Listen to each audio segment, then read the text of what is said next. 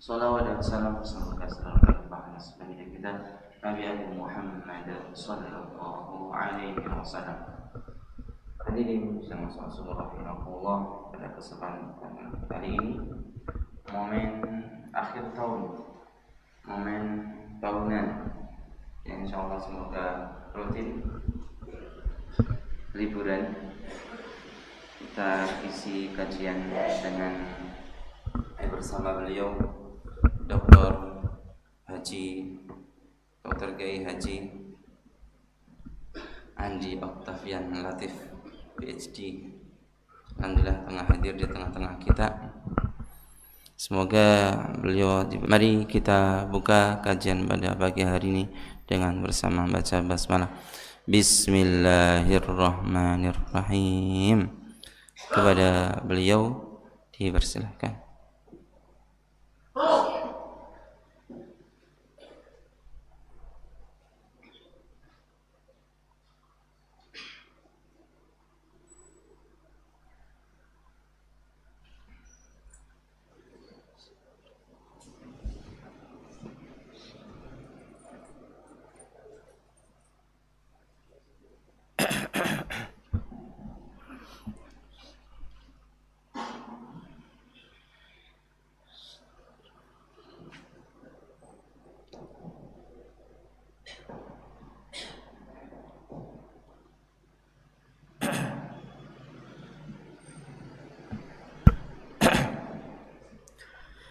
Assalamualaikum warahmatullahi wabarakatuh.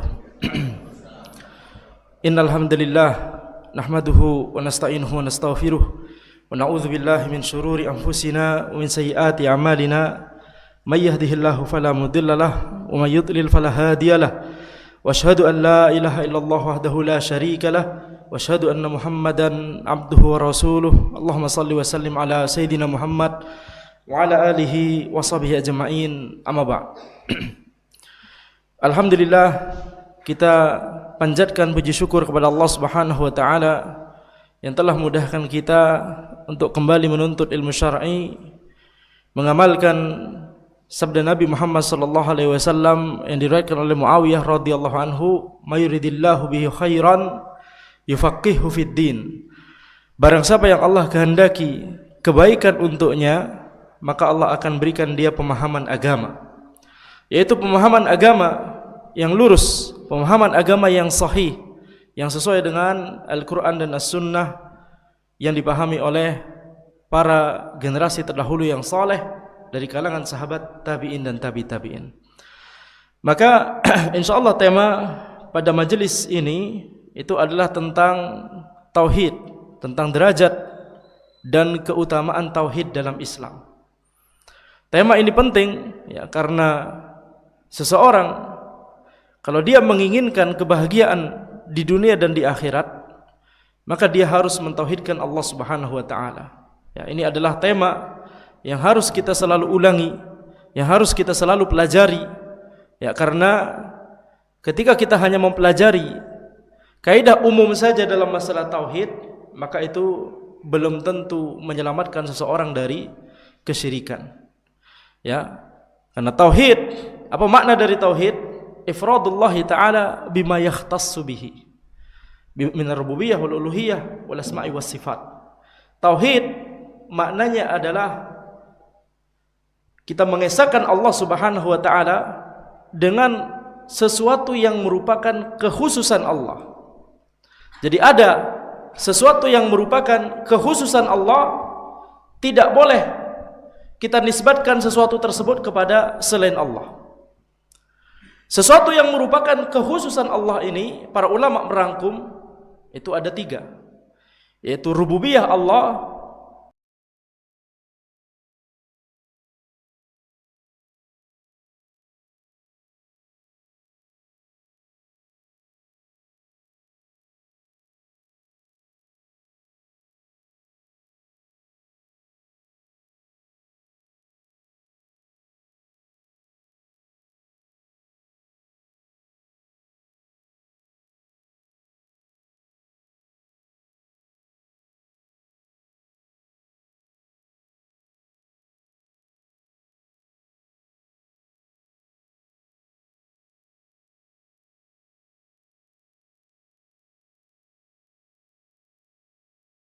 uluhiyah Allah diyakini oleh Majusi. Mereka meyakini bahwa Tuhan itu ada dua. Kemudian mereka meyakini bahwa Tuhan itu ada dua. Kemudian meyakini bahwa yang menghidupkan dan mematikan itu ada selain Allah Subhanahu wa taala. Kemudian meyakini bahwa yang memberikan rizki itu ada selain Allah Subhanahu wa taala. Sehingga orang tersebut kemudian minta rizki ke kuburan misalkan. Yaitu bahwa kita meyakini bahwa satu-satunya zat yang berhak untuk kita ibadahi itu hanyalah Allah Subhanahu wa taala. Tidak boleh bagi kita untuk mengarahkan ibadah kepada selain Allah Subhanahu wa taala. Mengarahkan ibadah apapun itu bentuknya, selama itu merupakan ibadah, tidak boleh diarahkan kepada selain Allah Subhanahu wa taala.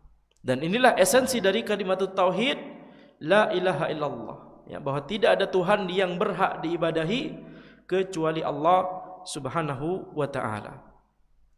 Maka ini prinsip ini, yaitu kita mentauhidkan Allah, kita menisbatkan sifat uluhiyah hanya kepada Allah. Ini nanti konsekuensinya banyak sekali. Tidak boleh bagi kita, ya, untuk mengarahkan yakni rasa takut yang merupakan ibadah kepada jin penunggu tempat tertentu misalkan. Tidak boleh bagi kita untuk mengarahkan tawakal. Tawakal itu adalah ibadah. Mengarahkan tawakal kepada dukun misalkan. Atau tidak boleh bagi kita untuk meminta perlindungan, isti'adzah. Ini meminta perlindungan yang merupakan ibadah, tidak boleh diarahkan kepada jin khodam. Tapi harus hanya diarahkan kepada Allah Subhanahu wa taala. Nah, ini diantara perincian. Makanya tadi kita sebutkan mempelajari tauhid itu harus mempelajarinya secara terperinci. Tidak boleh mempelajarinya cuma secara umum. Tidak boleh cuma sekedar mengetahui makna dari asyhadu an la ilaha illallah, aku bersaksi bahwa tidak ada Tuhan yang berhak diibadahi kecuali Allah. Cuma mengetahui sekedar demikian tidak cukup. Harus kita mengetahui apa saja ibadah yang itu hanya boleh diarahkan kepada Allah Subhanahu wa taala. Kemudian kekhususan Allah yang ketiga adalah nama dan sifat Allah Subhanahu wa taala. Tidak boleh kita arahkan nama dan sifat Allah Subhanahu wa taala, ya, kita nisbatkan itu kepada selain Allah, atau kita nisbatkan nama yang itu tidak pantas untuk Allah Subhanahu wa taala, itu kemudian kita nisbatkan kepada Allah. Ini di antara tauhid asma wa sifat. Di antara kandungan dari tauhid asma wa sifat. Oleh karena itu kita harus meyakini bahwa Allah Subhanahu wa taala adalah zat yang maha mengetahui, zat yang maha mendengar, zat yang maha melihat. Menisbatkan bahwa ada seseorang yang sakti, yang bisa meramal, yang bisa mengetahui apa yang akan terjadi di masa depan. Tahun depan ada pesawat jatuh, tahun depan ada sesuatu dan seterusnya. Ini adalah kesyirikan dalam masalah tauhid asma wa sifat. Tidak boleh. Jadi meyakini ada seseorang yang bisa mengetahui perkara ghaib, ini sama saja menisbatkan sifat ilmu yang sempurna yang ini hanyalah milik Allah, dia nisbatkan kepada orang tersebut. Nabi Muhammad SAW saja tidak mengetahui perkara yang ghaib bukan oleh Allah Subhanahu wa taala kepada beliau sallallahu alaihi wasallam. Itu mengapa ketika malaikat Jibril alaihissalam bertanya kepada Nabi Muhammad sallallahu alaihi wasallam, "Mata sa'ah?" Kapan hari kiamat? Maka jawaban Nabi Muhammad sallallahu alaihi wasallam, "Mal mas'ulu anha bi'a'lama minas sa'il." Yang ditanya tidak lebih mengetahui daripada yang bertanya. Yaitu Nabi Muhammad sallallahu alaihi wasallam dan malaikat Jibril sama-sama tidak mengetahui perkara ghaib tersebut, yaitu kapan terjadinya hari kiamat. Maka ini adalah kandungan dari tauhidullah, yaitu kita mengesahkan Allah Subhanahu wa taala dengan hal-hal yang merupakan kekhususan Allah, dan hal yang merupakan kekhususan Allah disimpulkan oleh para ulama dari dalil-dalil dari Al-Quran dan As-Sunnah. Disimpulkan bahwa hal-hal yang merupakan kekhususan Allah itu ada 3. Tiga kategori besar, yaitu apa? Rububiyah Allah, uluhiyah Allah, kemudian nama dan sifat Allah Subhanahu wa taala. Ini didapat dari mana tiga ini? Ini tidak boleh kemudian kita meyakini oh ini sama seperti Trinitas misalkan, ya. Keyakinannya Nasara. Ini tidak bisa seperti ini. Ini pemahaman yang salah. Para ulama menyimpulkan bahwa kekhususan Allah itu ada tiga. Para ulama menyimpulkan dari dalil. Masing-masing dalil, baik itu ayat ataupun hadis, itu ditelaah oleh para ulama satu persatu, kemudian mereka menyimpulkan setelah membaca secara lengkap, membaca secara keseluruhan ayat dan hadis, ya, ini namanya istiqra, yaitu penelaahan secara lengkap. Para ulama kemudian menyimpulkan bahwa kekhususan Allah itu ada tiga. Makanya kemudian misalkan ketika kita membaca surah Al-Fatihah, Bismillahirrahmanirrahim, di situ disebutkan tiga nama Allah, yaitu Allah, Ar-Rahman, Ar-Rahim. Ini kemudian para ulama mengatakan ini masuk tauhid asma wa sifat. Alhamdulillahirabbil alamin, segala puji hanya bagi Allah. Bagian itu memuji Allah Subhanahu wa taala, ini tauhid asma wa sifat.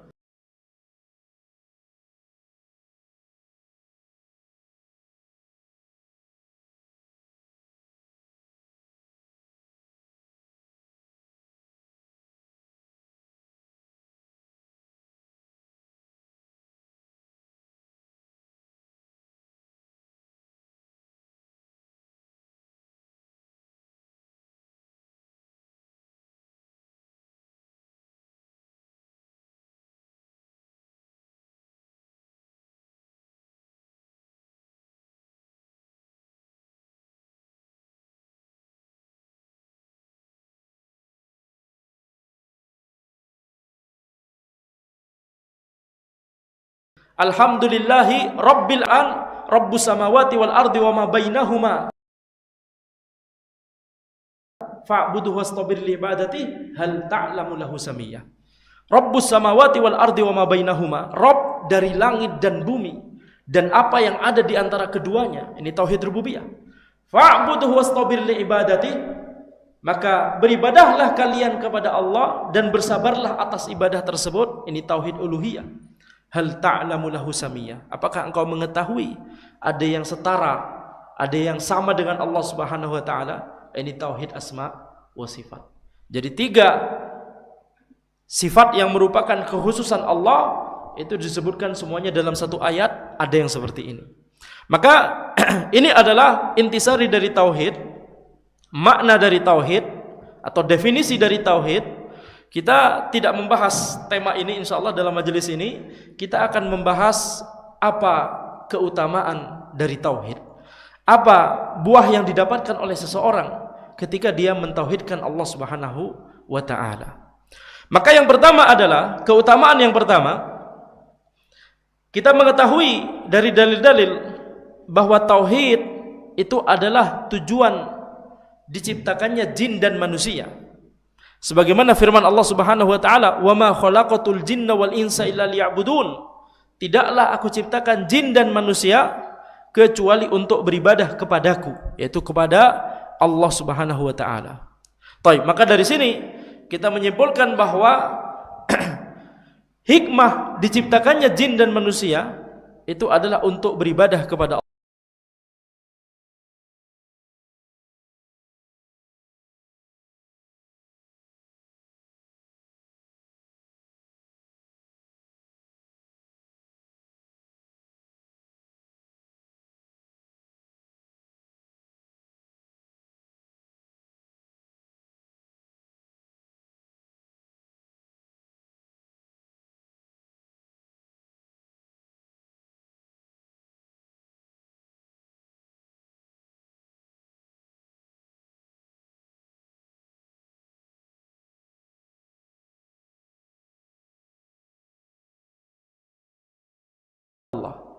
Ibnu Abbas, Abdullah bin Abbas radhiyallahu anhu perintah untuk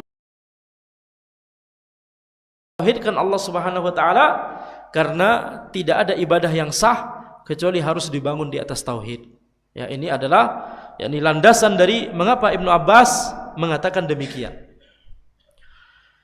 Maka ini adalah keutamaan yang pertama dari tauhid, yaitu diciptakannya jin dan manusia. Itu tujuannya adalah berarti Allah membutuhkan ibadahnya jin, bukan berarti Allah membutuhkan makhluknya. Ini yang kemudian disampaikan oleh Allah Subhanahu wa taala di ayat berikutnya, ma uridu minhum min rizqi wa ma uridu ayyut'imun. Tidaklah aku menginginkan dari mereka rizki, dan tidaklah aku untuk memberikan makan kepadaku. Yaitu dinafikan oleh Allah Subhanahu wa taala bahwa Allah membutuhkan ibadahnya makhluk.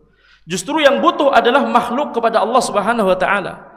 Justru makhluk itu diperintahkan oleh Allah untuk beribadah kepada Allah, itu adalah dalam rangka untuk kebaikan makhluk itu sendiri, dalam rangka untuk menggapai kebahagiaan dan ketenangan hidupnya.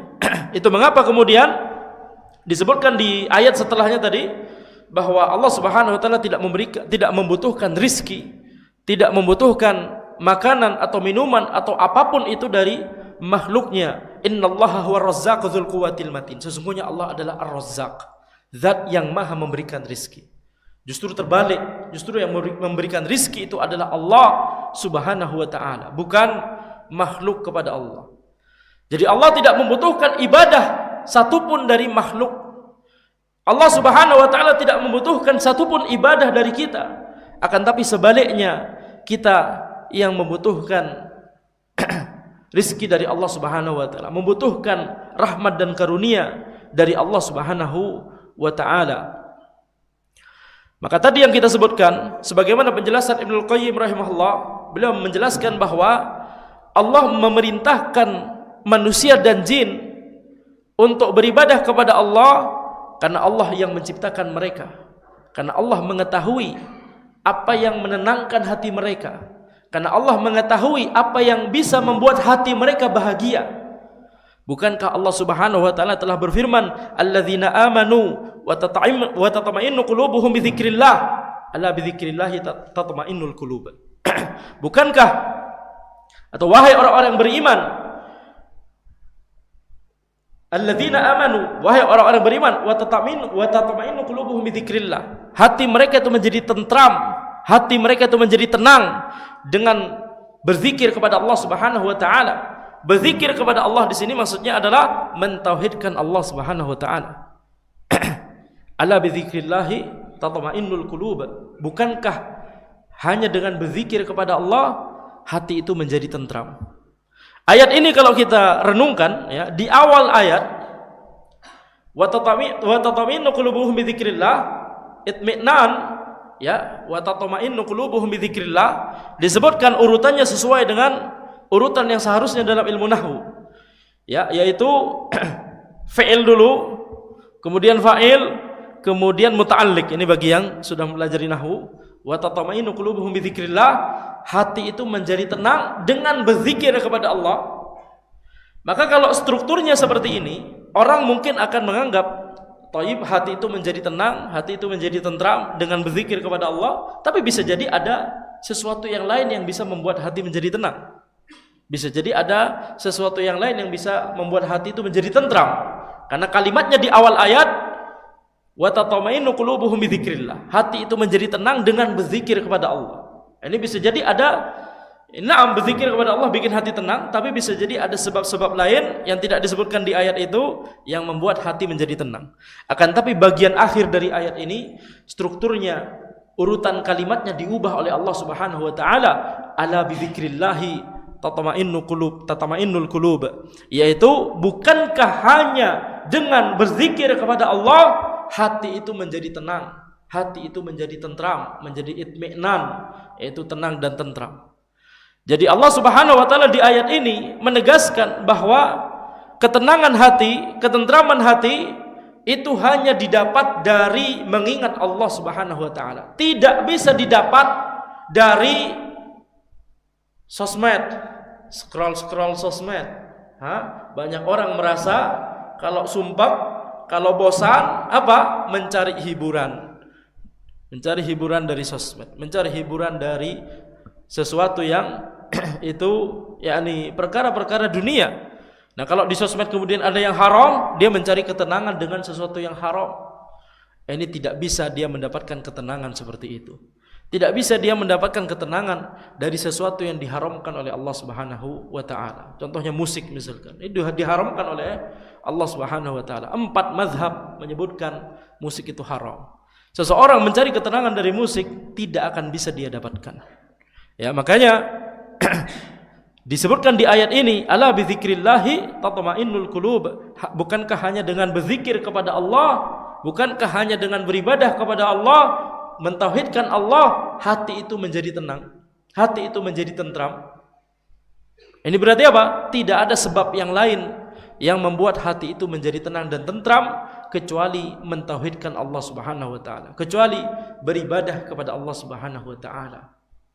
Ya, berapa banyak orang-orang yang yakni kalau kita tanya kepada semua orang, kalau kita tanya kepada setiap orang, maka kalau kita tanya, misalkan pertanyaannya adalah apakah engkau menginginkan bahagia?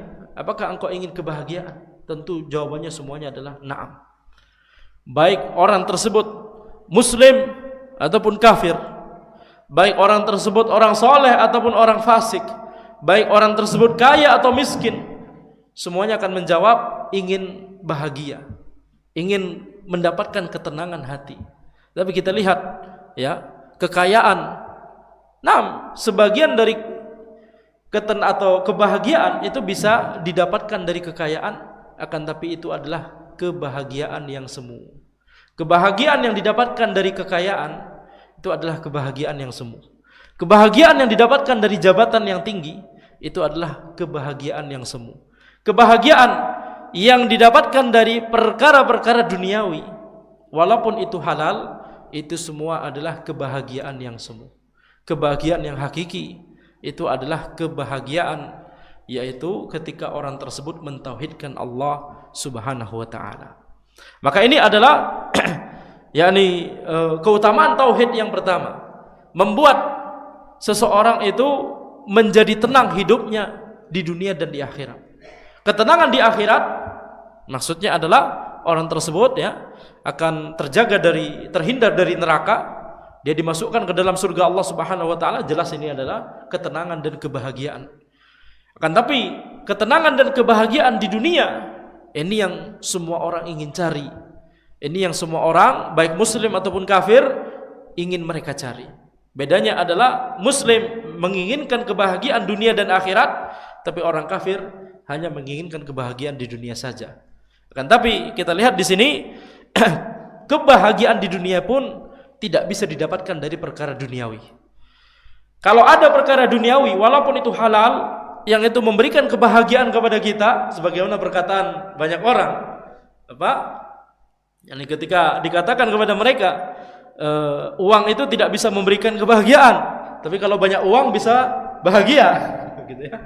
Kalau banyak uang maka bisa bahagia. Maka kebahagiaan yang dihasilkan, yang didapatkan dari uang, dari kekayaan, dari jabatan, itu kebahagiaan yang semu.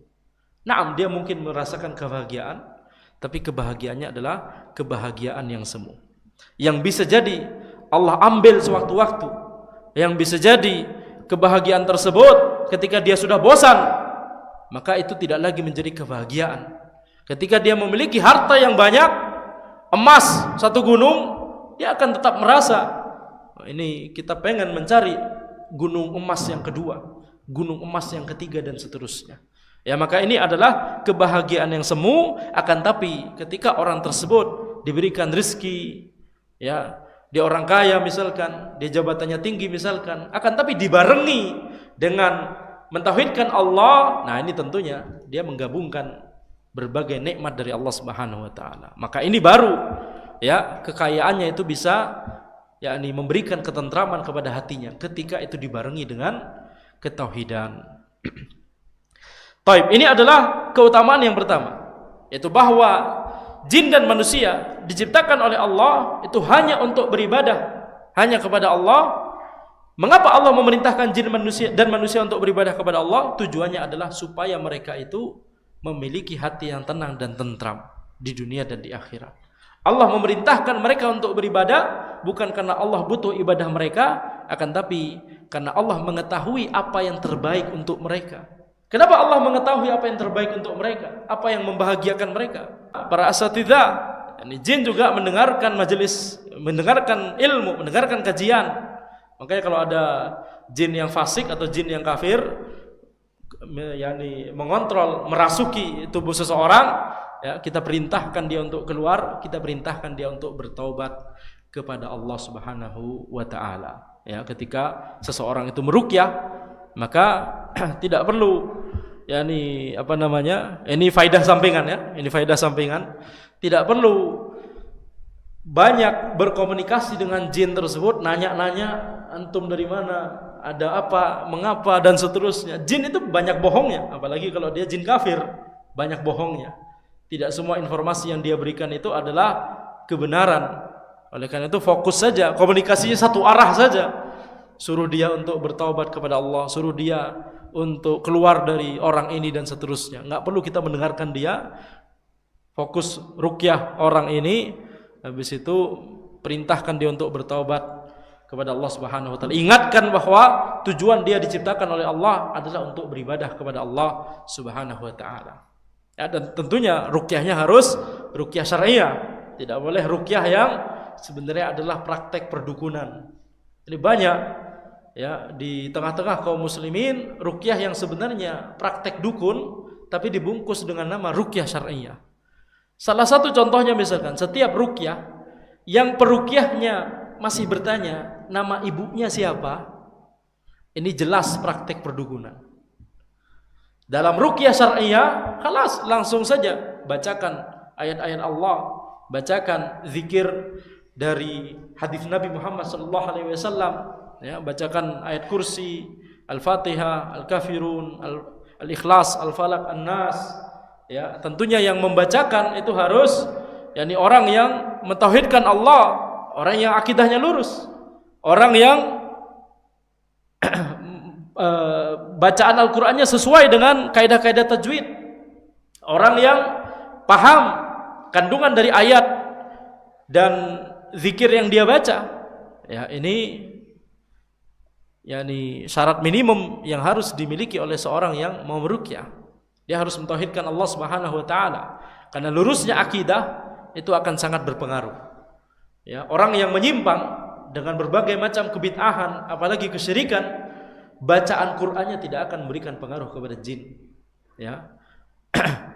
Jadi tadi kita sebutkan ya, contohnya misalkan contoh, ini diantara contoh ya. Yang mungkin contoh yang mudah untuk kita lihat ketika ada peruqyah masih menanyakan ini siapa namanya dan nama ibunya, terutama nama ibunya. Nanya nama ibunya apa urusannya, langsung saja bacakan. Ya, udah kayak terbang aja, betul tidak? Siapa nama ibunya?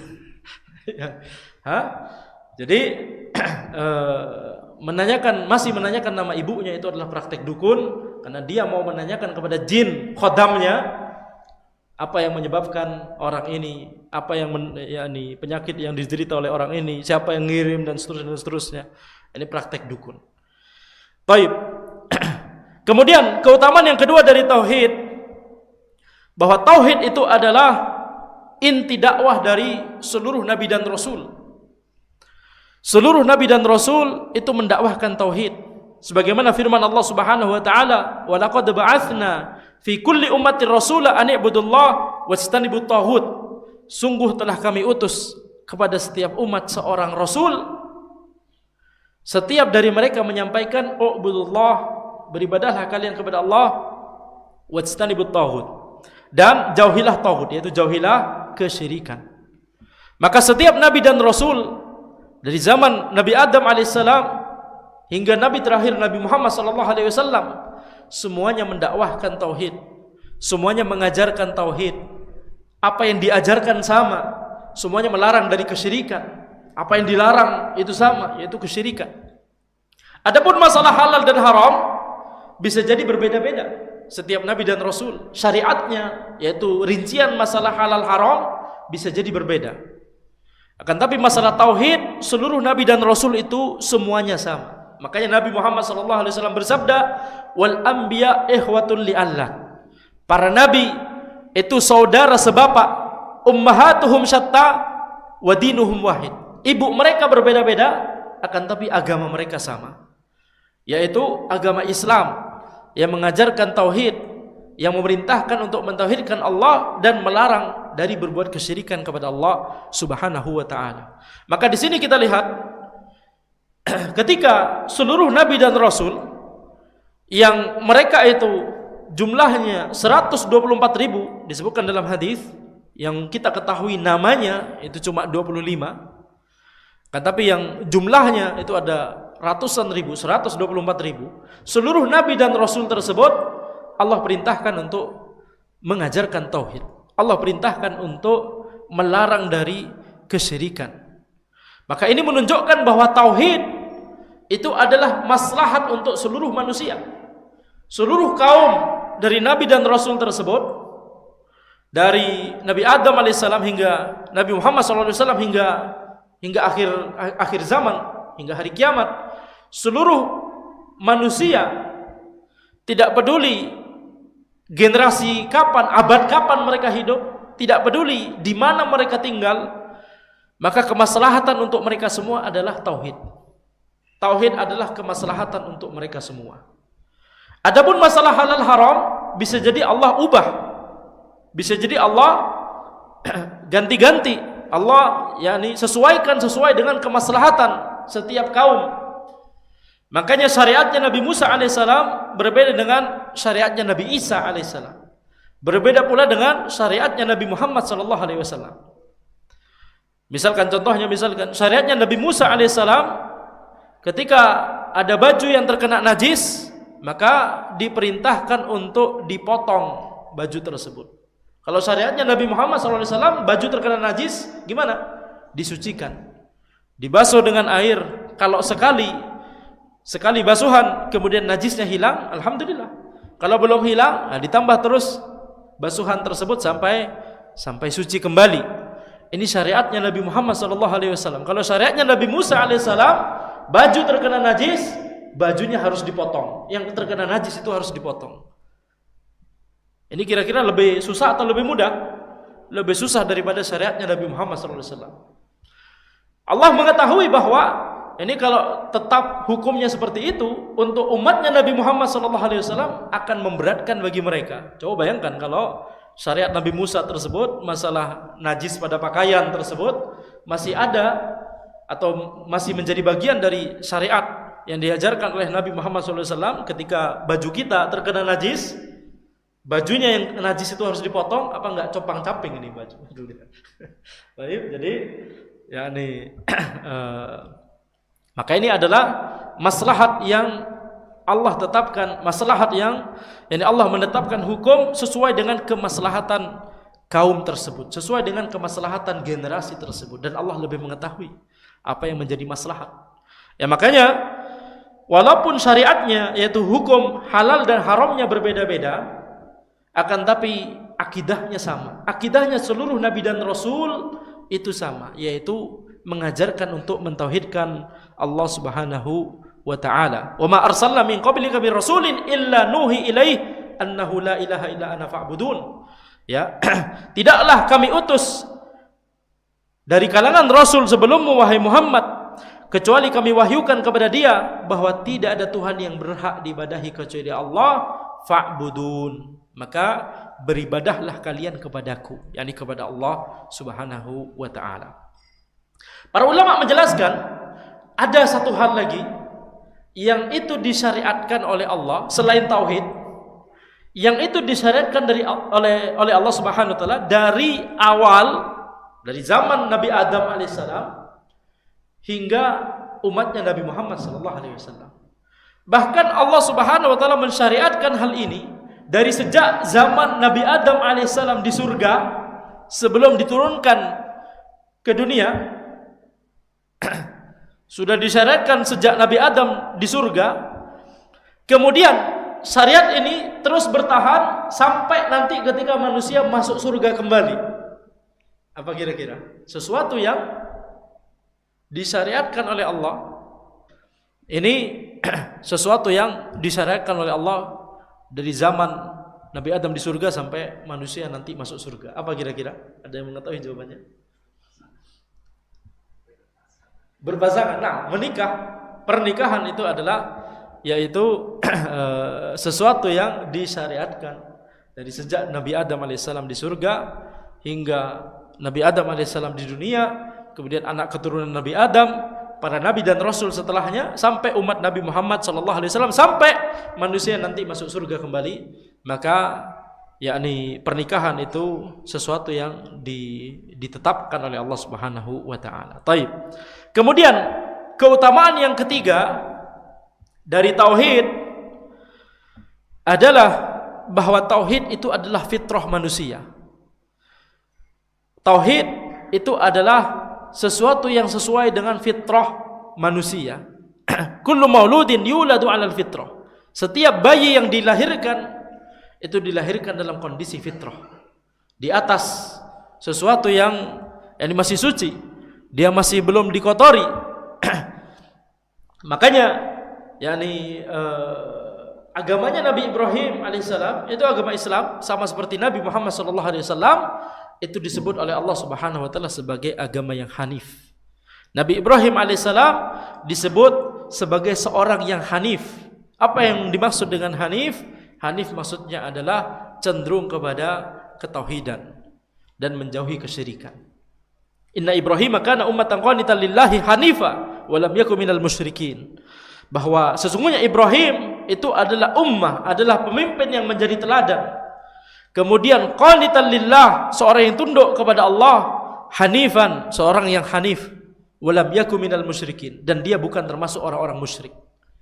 Jadi Nabi Ibrahim alaihissalam disebutkan di Al-Quran bahwa Nabi Ibrahim bukan termasuk orang yang musyrik. Maka di antara keindahan dari ayat ini, Allah Subhanahu wa taala itu sudah menafikan di Al-Quran, sudah mengingkari di Al-Quran bahwa Ibrahim termasuk orang musyrik. Kalau kita lihat di zaman ini, Yahudi, Nasrani sama Islam disebut oleh orang-orang kafir ini adalah agama Ibrahim. Abrahamic religions kata mereka, yaitu agamanya yang berbasis pada Nabi Ibrahim. Jadi menisbatkan Yahudi dan Nasara dinisbatkan kepada Nabi Ibrahim alaihissalam. Yahudi dan Nasara yang ada sekarang itu dinisbatkan kepada Nabi Ibrahim alaihissalam, sehingga disebutkan bahwa agama Ibrahim itu ada 3, Yahudi, Nasrani dan Islam. Maka kita katakan Yahudi dan Nasara, keyakinan mereka sekarang sudah tidak sama seperti keyakinan yang diajarkan oleh Nabi Musa alaihissalam, sudah tidak sama seperti keyakinan yang diajarkan oleh Nabi Isa alaihissalam. Jadi Nabi Ibrahim alaihissalam bukan termasuk orang musyrik. Ini telah ditekankan oleh Allah Subhanahu wa taala di Al-Qur'an. Taib. Jadi kita lihat di sini sesuatu yang merupakan fitrah manusia. Maka ini diciptakan oleh Allah Subhanahu wa taala. Allah menciptakan fitrah manusia demikian. Allah menciptakan fitrah manusia itu mentauhidkan Allah Subhanahu wa taala. Ma min mauludin illa yuladu 'alal fitrah. Tadi yang kita sebutkan, setiap bayi yang dilahirkan itu pasti dilahirkan dalam kondisi di atas fitrah, yaitu mentauhidkan Allah Subhanahu wa taala. Fa abawahu yuhawidani au yunassirani au yumajjisani. Akan tapi kedua orang tuanya itu yang membuat dia menjadi Yahudi, membuat dia menjadi Nasrani, dan membuat dia menjadi Majusi. Maka ini adalah pengaruh dari lingkungan, pengaruh dari orang tua, pengaruh dari teman-teman. Ketika pengaruh tersebut adalah pengaruh yang buruk, maka fitrah manusia bisa jadi rusak. Fitrah manusia bisa jadi bergeser. Yang awalnya mentauhidkan Allah Subhanahu wa taala, kemudian menjadi berbuat kesyirikan kepada Allah Subhanahu wa taala. Nauzubillah min dzalik. Makanya di sini kita para ulama menjelaskan bahwa wajib bagi seseorang untuk senantiasa memperhatikan lingkungan tempat dia bergaul, memperhatikan dia berteman dengan siapa, memperhatikan orang-orang yang menjadi teman dekatnya. Ini wajib untuk dia perhatikan supaya dia tidak terpengaruh oleh orang-orang tersebut. Kemudian keutamaan tauhid yang keempat adalah bahwa tauhid itu adalah pondasi ibadah. Bahwa tauhid itu adalah syarat diterimanya ibadah oleh Allah Subhanahu wa taala. Ketika seseorang itu tidak mentauhidkan Allah, maka ibadahnya walaupun seberapa banyak ibadahnya tersebut, itu tidak akan diterima oleh Allah Subhanahu wa ta'ala. Sebagaimana firman Allah Subhanahu wa ta'ala, "Wa may yabtaghi ghairal islami dinan falan yuqbala min wa huwa fil akhirati minal khasirin." Barang siapa yang menginginkan agama selain Islam, falan yuqbala min, maka itu tidak akan diterima darinya. Ketika dia tidak beragama dengan agama Islam, ketika dia tidak mentauhidkan Allah Subhanahu wa ta'ala, maka seluruh amalan kebaikan dia yang dia lakukan di dunia tidak akan diterima oleh Allah. Wa huwa fil akhirati minal khasirin, dan dia di akhirat termasuk orang-orang yang merugi. Maka ini ayat ini menjelaskan kepada kita bahwa ketauhidan seseorang itu adalah syarat diterimanya ibadah dia oleh Allah Subhanahu wa ta'ala. Nabi Muhammad sallallahu alaihi wasallam bersabda, "Walladzi nafsu Muhammadin biyadihi," demi zat yang jiwa Muhammad berada di tangannya, "la yasma'u bi ahadun min hadhil ummah yahudiyyun wala nasraniyyun thumma yamutu wa lam yu'min billadzi ursiltu bih illa kana min ashabin nar." Tidaklah salah seorang dari umat ini yang mendengar tentangku, baik dia adalah seorang Yahudi, baik dia adalah seorang Nasrani, kemudian dia meninggal dalam kondisi dia tidak beriman kepada yang aku dikirimkan, kepada risalah yang aku dikirimkan untuk mendakwahkannya, illa kana min ashabin nar, kecuali dia termasuk penghuni neraka. Jadi kalau ada seseorang yang hidup di zaman ini setelah zaman Nabi Muhammad SAW, kemudian dia telah mendengar tentang Nabi Muhammad SAW, dia mendengar tentang Islam, dia mendengar tentang tauhid, dia mengetahui ada Nabi Muhammad SAW dan ada dakwah Islam, dakwah tauhid, kemudian dia tidak mau mengimani apa yang diajarkan oleh Nabi Muhammad SAW tersebut, dia tidak mau mengimani Nabi Muhammad SAW, maka dia termasuk penghuni neraka. Walaupun dia mengatakan bahwa dia masih berada sesuai dengan ajaran Nabi Musa yang sahih misalkan, yang ortodoks sekali misalkan, kalau kita pakai istilah itu, ya, Yahudi yang ortodoks sekali. Disebutkan bahwa cara ibadahnya Yahudi ortodoks itu zaman sekarang bisa kita lihat cara mereka beribadah. Cara ibadahnya itu ada ruku, ada sujud juga. Berdiri, ruku, sujud, mirip seperti salatnya kaum muslimin, itu Yahudi ortodoks. Tapi walaupun demikian, ketika dia sudah mendengar tentang Nabi Muhammad SAW, dakwahnya Nabi Muhammad SAW, kemudian tidak mau beriman kepada Nabi Muhammad SAW, dia termasuk penghuni neraka.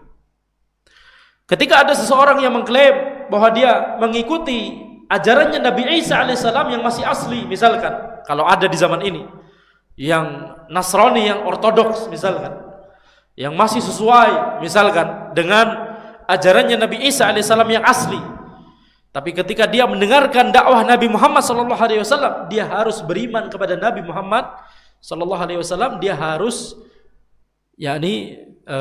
mengucapkan kalimat syahadat la ilaha illallah Muhammadur Rasulullah. Dan ini tidak akan bertentangan kalau seandainya dia beneran meyakini ajaran yang masih asli dari Nabi Musa dan Nabi Isa alaihissalam, ini tidak akan bertentangan. Bukankah di ajaran Nabi Muhammad SAW kita juga memuliakan Nabi Musa, memuliakan Nabi Isa, menganggap mereka juga sebagai Nabi dan Rasul, ya, sebelum Nabi Muhammad SAW. Jadi ini adalah kaidah yang penting, yaitu tauhid itu adalah pondasi ibadah. Syarat diterimanya ibadah oleh Allah Subhanahu wa taala itu adalah seseorang itu harus bertauhid. Kemudian keutamaan tauhid yang terakhir yang mau kita bahas, walaupun masih banyak sebenarnya ya, akan tapi kita bahas cuma 5 saja keutamaan tauhid di majelis ini. Keutamaan tauhid yang kelima adalah bahwa tauhid itu adalah kunci Allah Subhanahu wa taala memberikan kemenangan kepada suatu kaum. Bahwa ketika seseorang atau suatu kaum menginginkan ditegakkannya hukum Allah, menginginkan dimenangkannya mereka atas orang-orang kafir, maka mereka harus mentauhidkan Allah terlebih dahulu. Sebagaimana firman Allah Subhanahu wa taala, wa'adallahu alladhina amanu minkum wa 'amilus shalihat la yastakhlifannahum fil ardi kama istakhlafal ladzina min qablihim. Allah berjanji kepada orang-orang yang beriman dan beramal soleh, la yastakhlifannahum fil ardi kama stakhlafal ladzina min qablihim, bahwa sungguh Allah akan memberikan yakni kekuasaan kepada orang-orang di muka bumi, kepada orang-orang yang beriman dan beramal soleh, akan Allah berikan mereka kekuasaan sebagaimana Allah telah memberikan kekuasaan kepada orang-orang sebelum mereka. Wala yumakkinanna lahum dinahum alladzi irtadalahum. Allah Subhanahu wa taala akan meneguhkan agama yang Allah ridhoi untuk mereka ini. Yani agama tersebut akan diteguhkan oleh Allah, hukum-hukumnya akan ditegakkan oleh Allah, hukumnya akan dimudahkan oleh Allah untuk diterapkan, diamalkan.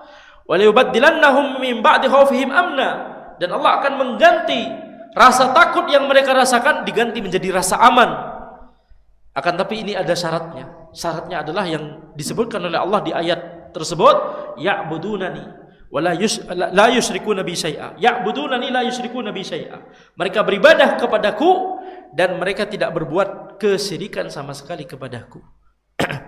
Maka ini adalah syaratnya, yaitu harus mentauhidkan Allah terlebih dahulu, baru kemudian Allah berikan kekuasaan yang sesuai dengan syariat Allah Subhanahu wa taala.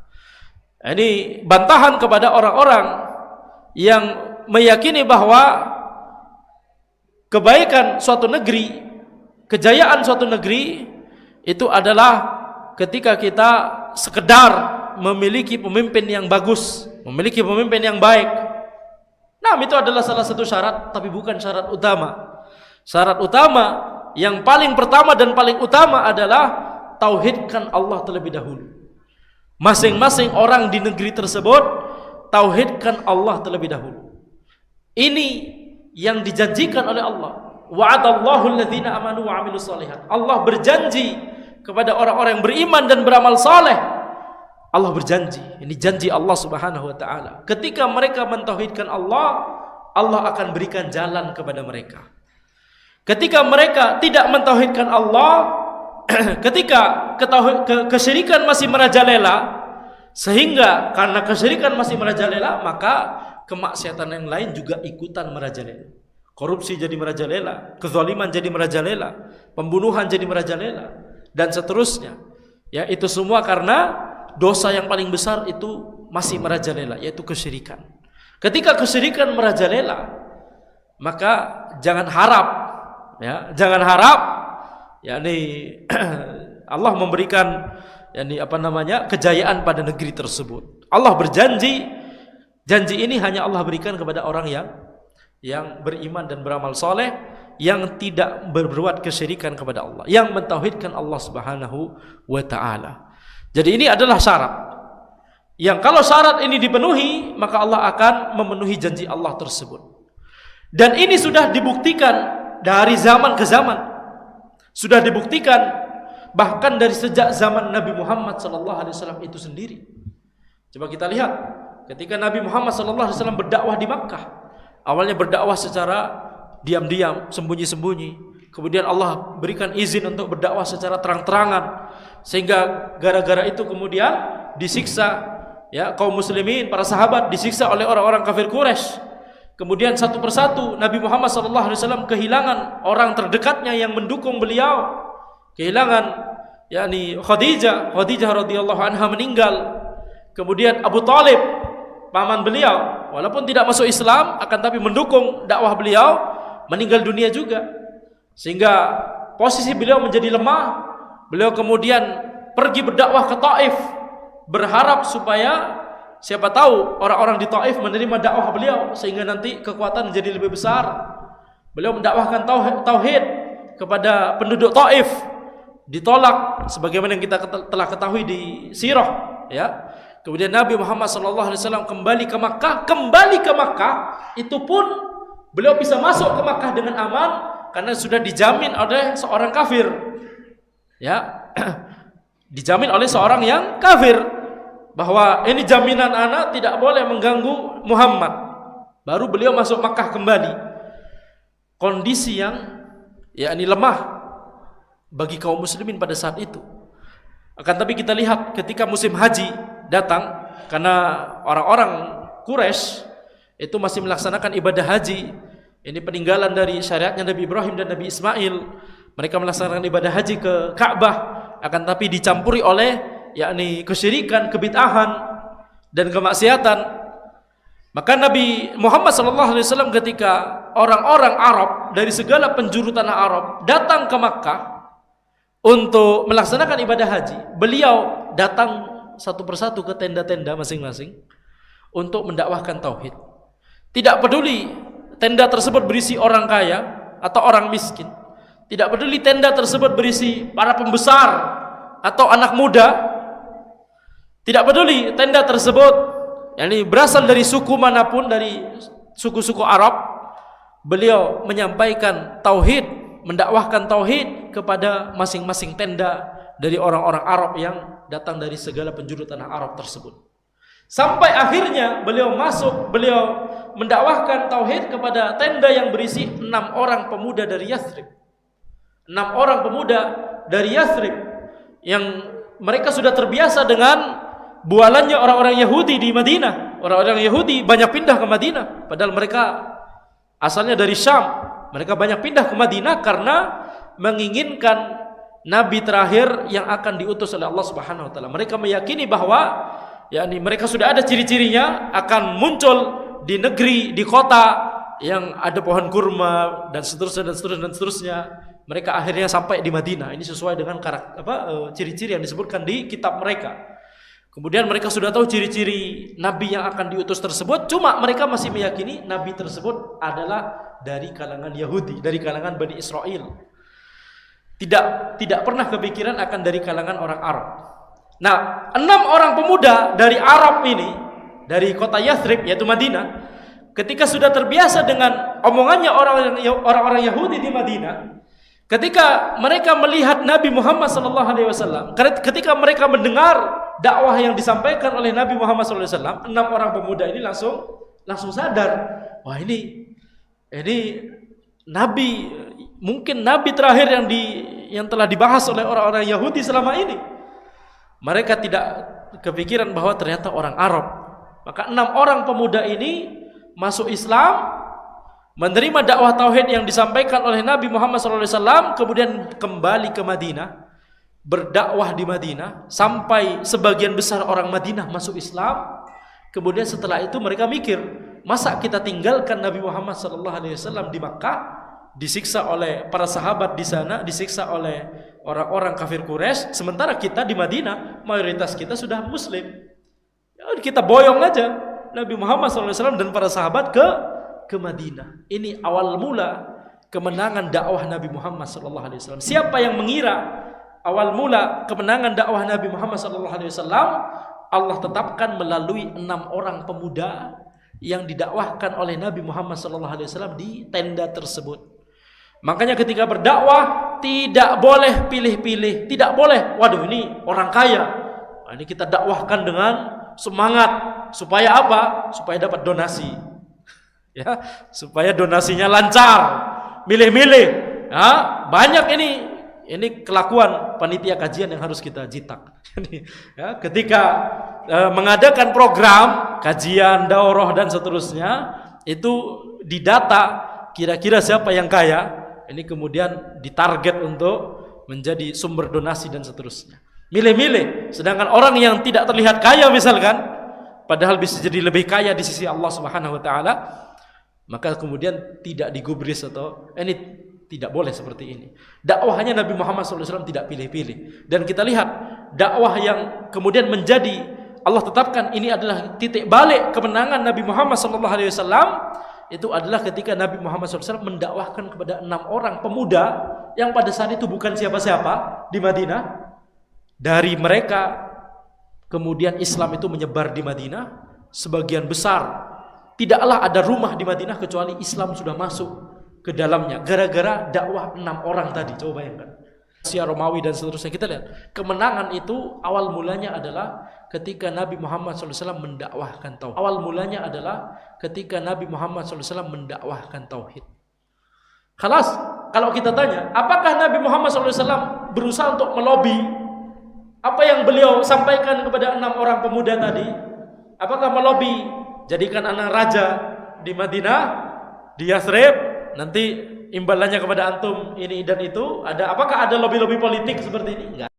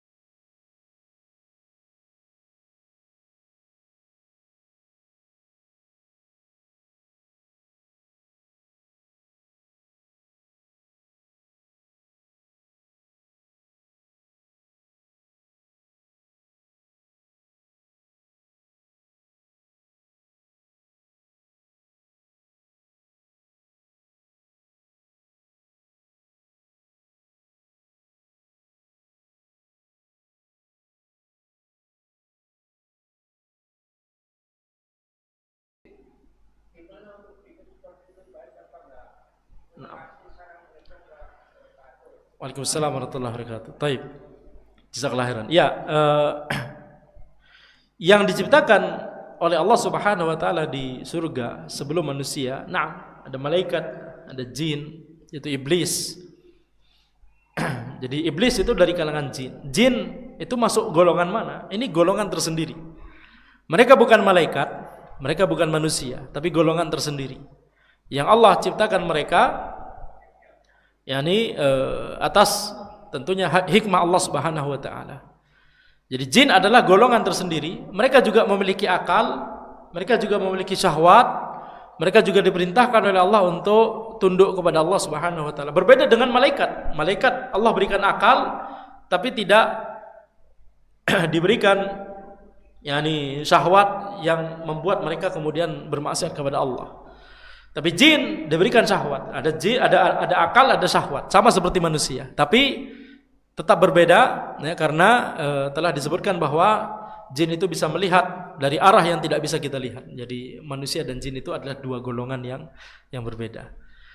Nah, adapun bagaimana kalau misalkan berzikir, yakni mengambil dari Al-Qur'an, innallaha huwa razzaq dzul quwwatil matin. Kalau kita meyakini atau menjadikan itu sebagai kalimat pujian, itu kan dari Al-Qur'an dan itu adalah pujian, bermakna pujian. Innallaha huwar razzaq, Allah adalah zat yang maha memberikan rizki, dzul quwwatil matin, yang memiliki kekuatan yang kokoh. Jadi kalau kita sering mengulang-ulang ayat tersebut dalam rangka untuk memuji Allah, tidak mengapa. Tapi kalau kemudian kita meyakini ada khasiat tertentu, ada khasiat atau keutamaan tertentu yang misalkan kalau membaca ini sekian kali misalkan, atau kalau membaca ini maka nanti kita akan mendapatkan ini, enggak boleh kita yakini kecuali ada dalilnya. Tapi kalau sekedar mengulang-ulang kalimat tersebut dalam rangka memuji Allah Subhanahu wa taala, maka tidak mengapa, karena itu adalah pujian yang Allah sebutkan sendiri di Al-Qur'an. Nah, jazakallahu khairan. Kemudian ya, silakan kalau ada pertanyaan. Ya. Assalamualaikum warahmatullahi wabarakatuh. Waalaikumsalam warahmatullahi wabarakatuh. Kehidupan sehari-hari orang selalu melaksanakan 5 waktunya dan selalu beristighfar. Tapi minta doa pada Allah belum terwujud-wujud, selalu berpindah ke orang yang tadi yang orang pintar kata. Dia termasuk dosa apa yang datang. Terima kasih. Nah, Waalaikumsalam warahmatullahi wabarakatuh. Ketika sesar, maka keimanannya batal. Samar, maka keimanannya batal. Samar seperti seseorang ketika dia berwudu, dia wudunya sudah bagus, sempurna, masya Allah, tapi dia melakukan salah satu saja pembatal wudu, misalkan buang angin misalkan, maka wudunya langsung batal. Demikian pula ketika seseorang itu beribadah, kemudian dia sholat, dia zakat, dia puasa, dia zikir, dia ngaji, tapi dia melakukan kesyirikan dan belum bertaubat atas kesyirikan akbar tersebut, syirik akbar, maka ini berbahaya. Keimanannya bisa batal di sisi Allah Subhanahu wa taala. Ya, jadi tidak boleh kita sama sekali mendekati yang namanya syirik akbar, kufur akbar, dan nifaq akbar, karena khawatirnya keimanan itu langsung batal di sisi Allah, ya, tidak diterima oleh Allah Subhanahu wa taala. Kenapa? Karena dia melakukan pembatal keislaman. Jadi berbahaya.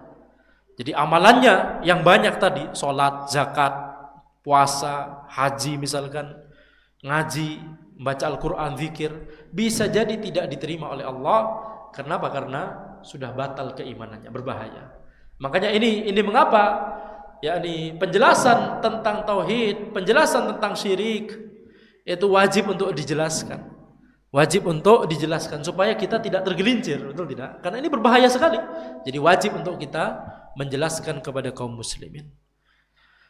Jadi doa, ketika kita berdoa kepada Allah kemudian tidak kunjung diterima oleh Allah, maka kita katakan doa seseorang itu kemungkinannya ada 3. Antara itu langsung dikabulkan oleh Allah Subhanahu wa taala, atau kemungkinan yang kedua adalah itu disimpan oleh Allah untuk sebagai pahala nanti di akhirat. Jadi di dunia tidak dikabulkan, tapi itu nanti akan diubah menjadi pahala di akhirat. Yang ketiga adalah dikabulkan di dunia, akan tapi bukan dalam bentuk mengkabulkan doanya, tapi dialihkan kepada yakni hal-hal yang lain. Bisa jadi kemaslahatan yang lain yang justru itu lebih dibutuhkan oleh orang itu. Bukankah kita bisa jadi kita merasa butuh ini, tapi Allah lebih mengetahui yang sebenarnya kita butuhkan yang ini, bukan yang itu.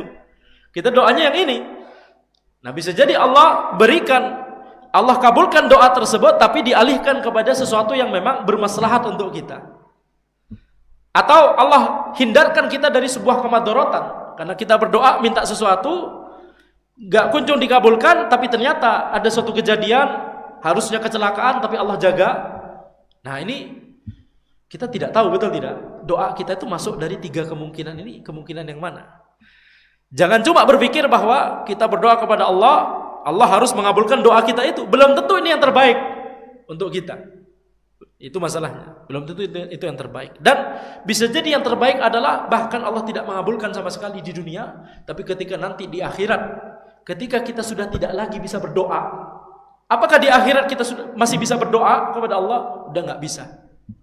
Di akhirat ketika kita sangat membutuhkan pertolongan dari Allah, ketika kita sudah tidak lagi bisa berdoa kepada Allah, tapi kemudian doa kita yang di dunia yang tidak dikabulkan oleh Allah di dunia, tapi malah Allah jadikan itu dikabulkan di akhirat dalam bentuk dihindarkan kita dari neraka, dimasukkan ke dalam surga Allah Subhanahu wa taala. Jadi kalau kita sudah mengetahui hal ini, banyak orang yang merasa, ya Allah, doa kita sebaiknya ditabung semua di akhirat. Ya, kalau sudah mengetahui ilmu ini, ya, tapi namanya manusia, tentunya ketika berdoa juga ada keinginan doa tersebut dikabulkan di dunia. Tidak masalah. Jadi tetap ada 3 kemungkinan ini. Jadi manapun 3 kemungkinan ini semuanya adalah kemaslahatan untuk kita. Ya, Allah tidak akan, yakni Allah malu ketika ada hambanya yang mengangkat tangan kepada Allah, berdoa kepada Allah, kemudian Allah tidak kabulkan doanya tersebut, Allah malu. Tapi pengabulan doa dari Allah ya 3 tadi, salah satu dari 3 kemungkinan tadi. Jadi ketika kita merasa doa kita tidak dikabulkan, kita tetap harus husnudzon kepada Allah Subhanahu wa taala. Jangan kemudian yakni malah justru menuju kepada dukun tadi. Justru banyak kemungkinan ini malah jadi gugur. Kalau kita malah melakukan kesyirikan, malah nanti harusnya ditabung nanti untuk di akhirat doa tersebut baru dikabulkan oleh Allah sebagai pahala di akhirat, justru malah tidak diberikan oleh Allah karena di dunia orang ini malah melakukan kesyirikan. Nauzubillah min dzalik. Jadi jangan sampai kita malah rugi 2 kali. Doa yang kita panjatkan tidak dikabulkan oleh Allah, plus malah justru melakukan kesyirikan. Ini malah berbahaya. Demikian yang bisa kami sampaikan. Mungkin karena ini sudah syuruk ya, insyaallah kita cukupkan sampai di sini. Ini mungkin ini hadiah bagi yang bertanya. Insyaallah nanti kita bisa mengambil di sini insyaallah. Demikian yang bisa kami sampaikan, semoga bermanfaat. Hadza wallahu alam. Subhanakallahumma bihamdika asyhadu an la ilaha illa anta astaghfiruka wa atubu ilaik. Assalamualaikum warahmatullahi wabarakatuh.